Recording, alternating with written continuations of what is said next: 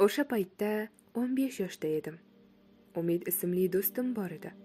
Umidning onasi folbin edi. Ular o'ta nochor ahvolda yashar. Hatto biror joyga ketishsa, darvozaga qulf osmay ketaverishardi.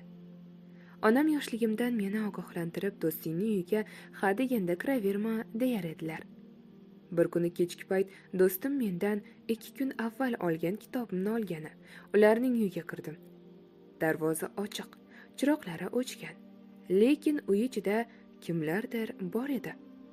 Oy shu'lasida ikkita odam u yoqdan bu yoqqa yurishardi.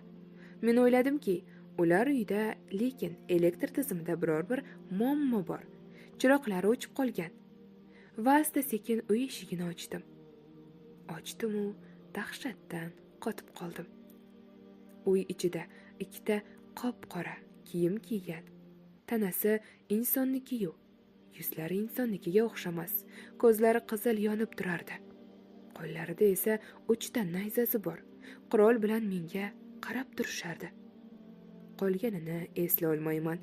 Ko'zimni ochganimda tepamda mahallamiz imomi Yusuf qori aka va bobom Qur'on tilovat qilardilar. Onam tinmay yig'lardi.